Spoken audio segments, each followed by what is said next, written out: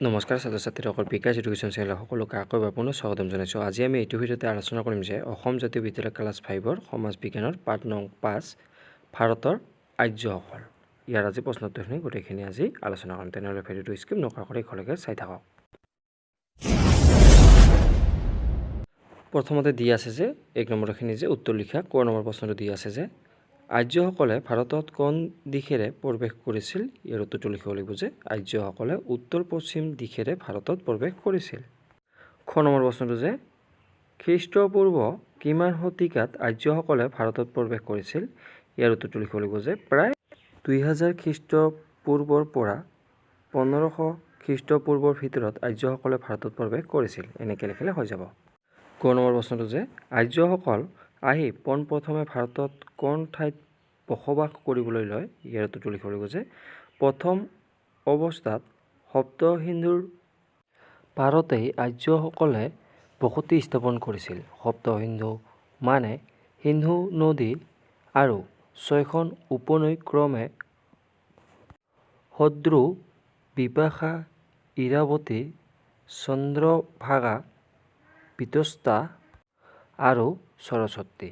এইকেইখনৰ নাম লিখি দিলে হৈ যাব। তাৰপিছৰ প্ৰশ্নটো দি আছে ইয়াৰ পিছৰটো খ নম্বৰটো যে আৰ্যসকলৰ মাজত বাল্য বিবাহৰ আৰু বিধৱা বিবাহৰ প্ৰচলন আছিলনে? ইয়াৰ উত্তৰটো লিখিব লাগিব যে আৰ্যসকলৰ মাজত বাল্য বিবাহৰ প্ৰচলন নাছিল আৰু বিধৱা বিবাহ প্ৰচলিত আছিল। এইখিনি লিখিলে হৈ যাব। তাৰপিছত 9 নম্বৰ প্ৰশ্নটো দি আছে যে আৰ্যসকলৰ 4 বৰ্ণ কি কি? ইয়াৰ উত্তৰটো লিখিব লাগিব আৰ্যসকলৰ 4 বৰ্ণ হৈছে বৰ্মা, ক্ষত্ৰিয়, বৈশ্য আৰু শূদ্ৰ।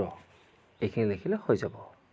প্ৰথম 6 নম্বৰ প্ৰশ্নটো কৈছে যে আৰ্যসকলে নিজৰ জীৱন কালছোৱাক কি কি ভাগত ভাগ কৰিছে? ইয়াৰ উত্তৰটো লিখিব লাগিব যে আৰ্যসকলৰ কালছোৱাক 4টা ভাগত ভাগ কৰিছে। ভাগবোৰ হ'ল ব্ৰহ্মচাৰ্য, গাৰ্হস্থ, বানপ্ৰস্থ আৰু সন্ন্যাস। দ্বিতীয় 6 নম্বৰ প্ৰশ্নটো যে আৰ্যসকলৰ মূল জীৱিকা কি? ইয়াৰ উত্তৰটো লিখিব লাগিব আৰ্যসকলৰ মূল জীৱিকা আছিল কৃষি আৰু পশুপালন। পৰীক্ষা 6 নম্বৰটো যে আৰ্যসকলে বস্তু বিনিময়ৰ বাবে কি ব্যৱহাৰ কৰিছিল? ইয়াৰ উত্তৰটো লিখিব লাগিব যে আৰ্যসকলে প্ৰথমে গৰুক বিনিময়ৰ মাধ্যম হিচাপে ব্যৱহাৰ কৰিছিল। পাছলৈ অৱশ্য নিক্সা নামৰ এবিধ সোণৰ মোহৰৰ প্ৰচলন হৈছিল। নিক্সা কি? ইয়াৰ উত্তৰটো লিখিব লাগিব যে আৰ্যসকলে বস্তু বেচা কিনা কৰাৰ বাবে ব্যৱহাৰ কৰা সোণৰ মোহৰক নিক্সা বোলা হয়। 9 নম্বৰটো যে আৰ্যসকলে প্ৰধান দেৱী হিচাপে কাক কাক পূজা কৰিছিল? ইয়াৰ উত্তৰটো লিখিম আৰ্যসকলে ঊষা আৰু অদিতিক প্ৰধান দেৱী হিচাপে পূজা কৰিছিল। 10 নম্বৰটো যে আৰ্যসকলৰ আদি গ্ৰন্থ কি? এইটো লিখিব লাগিব যে বেদ হৈছে আৰ্যসকলৰ আদি গ্ৰন্থ। 11 নম্বৰটো যে বেদৰ আন এটা নাম কি? এইটো লিখিব লাগিব যে বেদৰ আন এটা নাম হৈছে শ্ৰুতি। তাৰপিছত 12 নম্বৰটো যে বেদৰ অৰ্থ কি? এইটো লিখিম যে বেদৰ অৰ্থ হ'ল জ্ঞান। 13 নম্বৰটো যে বেদ কেইখন আৰু কি কি? ইয়াৰ উত্তৰটো লিখিব লাগিব যে বেদ 4খন ঋগ্বেদ, যজুৰ্বেদ, সামবেদ আৰু অথৰ্ববেদ। তাৰপিছৰ প্ৰশ্নটো যে আটাইতকৈ প্ৰাচীন বেদখনৰ নাম কি? ইয়াৰ উত্তৰটো লিখিব লাগিব যে আটাইতকৈ প্ৰাচীন বেদখন নাম হৈছে ঋগ্বেদ। তাৰপিছত 13 নম্বৰটো দি আছে যে ঋগ্বেদত কিমানটা শ্লোক আছে? এইটো লিখিব লাগিব যে ঋগ্বেদত 102টা শ্লোক আছে। তাৰপিছত 14 নম্বৰটো যে চিকিৎসা বিজ্ঞান সম্পৰ্কীয় বেদ কোনখন? এইটো লিখিব লাগিব যে চিকিৎসা বিজ্ঞান সম্পৰ্কীয় বেদখনৰ নাম অথৰ্ববেদ। 15 নম্বৰটো যে আৰ্যসকলৰ 4খন বেদৰ উপৰি 3খন উল্লেখযোগ্য গ্ৰন্থৰ নাম লিখা। ইয়াৰ উত্তৰটো লিখিব লাগিব যে 4খন বেদৰ উপৰিও সেই সময়ত আন কেইখনমান উল্লেখযোগ্য গ্ৰন্থ হৈছে ব্ৰাহ্মণ, আৰণ্যক আৰু উপনিষদ। 16 নম্বৰটো যে দশমিক সংখ্যাৰ ধাৰণা প্ৰথমে ক'ত হৈছিল? ইয়াৰ উত্তৰটো লিখিম যে দশমিক সংখ্যাৰ ধাৰণা ভাৰততেই প্ৰথম আৱিষ্কাৰ হৈছিল। তাৰপিছত 52 নম্বৰটো যে বেদৰ উপৰি 4খন উপবেদ কি কি? ইয়াৰ উত্তৰটো লিখিম যে বেদৰ উপৰি 4খন উপবেদ হৈছে আয়ুৰ্বেদ বা চিকিৎসা বিজ্ঞান, ধনুৰ্বেদ বা সামৰিক বিজ্ঞান, সংগীত কলা সম্বন্ধীয়, গন্ধৰ্ব বেদ, স্থাপত্য বিদ্যা সম্পৰ্কীয় বেদ, স্থাপত্য বেদ।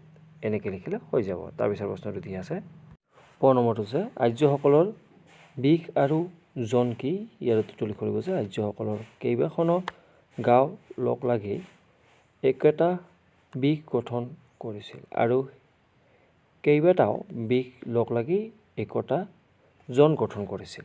এইখিনি লিখিলে হৈ যাব। তাৰপিছত নেক্সট দি আছে ফ নম্বৰটো যে আৰ্যসকলৰ পৰিয়ালৰ মূল মানুহজনক কি বোলে ইয়াৰ উত্তৰটো লিখিব লাগিব যে আৰ্যসকলৰ পৰিয়ালৰ মূল মানুহজনক গৃহপতি বোলা হয়।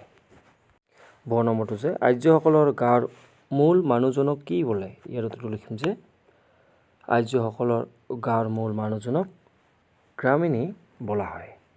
ফ নম্বৰ প্ৰশ্নটো যে আৰ্যসকলৰ বিষৰ মূল মানুহজনক কি বোলে ইয়াৰ উত্তৰটো লিখিব লাগিব যে আৰ্যসকলৰ বিষৰ মূল মানুহজনক বিষপতি বোলা হয়। ম নম্বৰটো যে আৰ্যসকলৰ জনৰ মূল মানুহজনক কি বোলে ইয়াৰ উত্তৰটো লিখিম যে আৰ্যসকলৰ জনৰ মূল মানুহজনক ৰাজন বোলা হৈছিল।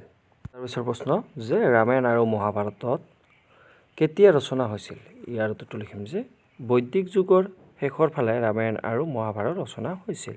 তাৰপিছত প্ৰশ্নটো যে মহাকাব্য দুখনৰ পিছত উল্লেখযোগ্য ৰচনা ৰাজি কি ইয়াৰ উত্তৰটো লিখিম যে মহাকাব্য দুখনৰ পিছতেই সেই সময়ৰ উল্লেখযোগ্য ৰচনাৰাজি হ'ল পুৰাণসমূহ।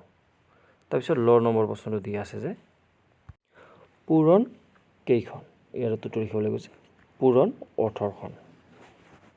59 নম্বৰ প্ৰশ্নটো যে আৰ্যসকলে যাতায়াতৰ বাবে কি ব্যৱহাৰ কৰিছিল ইয়াৰ উত্তৰটো লিখিব লাগিব যে আৰ্যসকলে যাতায়াতৰ বাবে গৰু গাড়ী ব্যৱহাৰ কৰিছিল।